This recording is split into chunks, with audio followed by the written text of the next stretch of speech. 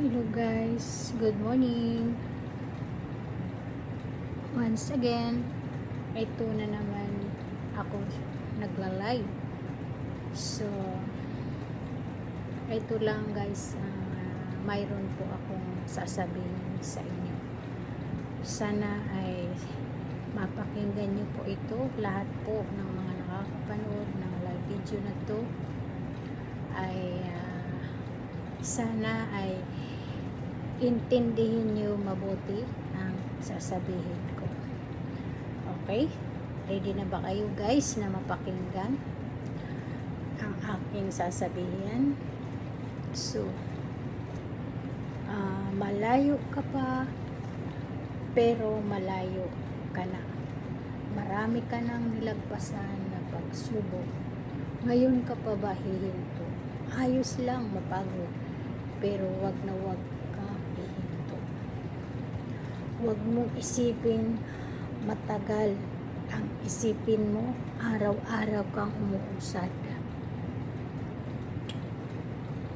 Malapit ka na sa hinahangad mong buhay, hindi mo man ito nakikita ngayon, pero kung tutuloy ka, siguradong makukuha mo ito.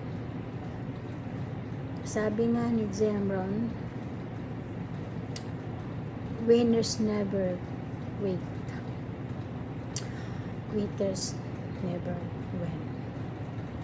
Normal lang naman na mahirapan tayo kasi may malaking plano ang Diyos sa mga taong handang magsumikap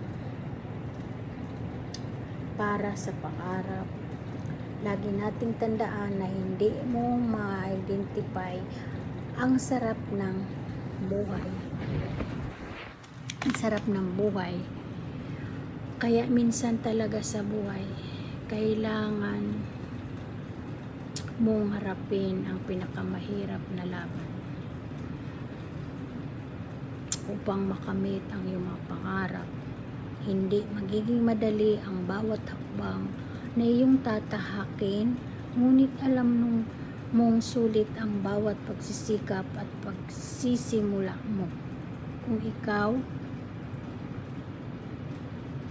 ay nagtayo ng iyong sariling negosyo o magsisimula ng isang karir, alam mong kailangan mong magtiyaga para maabot ang tagumpay.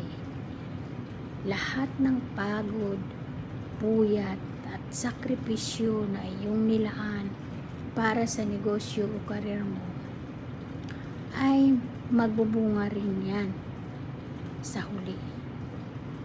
Hindi madali, pero kung matyaga ka at patuloy na nagsisikap, makakamit mo rin ang iyong mga pangarap.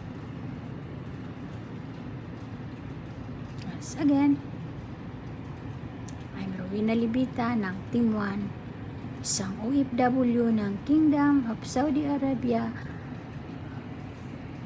Sa lahat ng mga nakakapanood ng aking live video, just comment below, PM me if interested na magkaroon ng pagbabago sa buhay. Ito na po yun guys, na sa maliit na puhunan ay pwede po kayo magsimula.